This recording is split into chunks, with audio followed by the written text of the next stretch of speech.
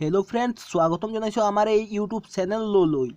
আজি মই এইটো বিষয়ত জনাব চেষ্টা কৰিম যে আপোনাৰ মোবাইলৰ স্ক্ৰিনত ক্ৰাউচাৰ কেনেকৈ শো কৰিব। আপুনি জানে যদি এই ভিডিওটো চাব নালাগে, নাজানে যদি ভিডিওটো প্ৰথমৰ পৰা শেষ পৰ্যন্ত চাই থাকক। তেনেহলে বলক ভিডিওটো আৰম্ভ কৰো। চাওক, ক্ৰাউচাৰ শো কৰাৰ জন্য আপুনি প্ৰথমে আপোনাৰ মোবাইলৰ সেটিং অপশনটো ক্লিক কৰি দিব।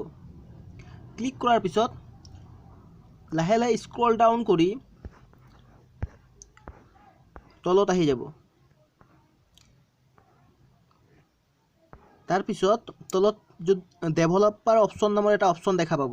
ঠিক আছে, এটো খোলা নাই যদি আপোনাৰ মোবাইল নাই যদি ডেভেলপাৰ অপশনটো, তেনেহলে কি কৰিব, এবাউট ফোনত আহি যাব। ঠিক আছে, এবাউট ফোনত আহি ইয়াত চাব পাৰিব বিল্ড নাম্বাৰ বুলি এটা নাম্বাৰ আছে। এইটোত 7 বাৰ মান ক্লিক কৰি দিব, তেতিয়া আহি যাব আপোনাৰ মোবাইলত ডেভেলপাৰ অপশন নামৰ অপশনটো।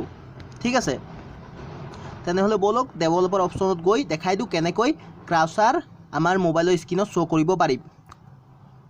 ডেভেলপাৰ অপশনটো ক্লিক কৰি দিব। ক্লিক কৰাৰ পিছত ইয়াত চাব পাৰিছে অফ আছে মোৰ।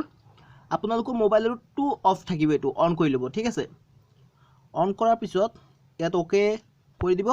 ওকে কৰাৰ পিছত স্ক্ৰল ডাউন কৰি অলপ তলত আহি যাব। ঠিক আছে,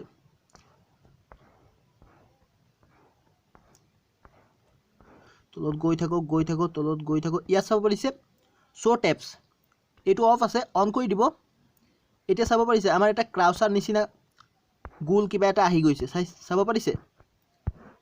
ঠিক আছে, আপোনালোকে নিশ্চয় গম পাইছে যে কেনেকৈ মোবাইলৰ ফ্ৰণ্ট স্ক্ৰিনত ক্ৰাউচাৰ আনিব পৰা যায়।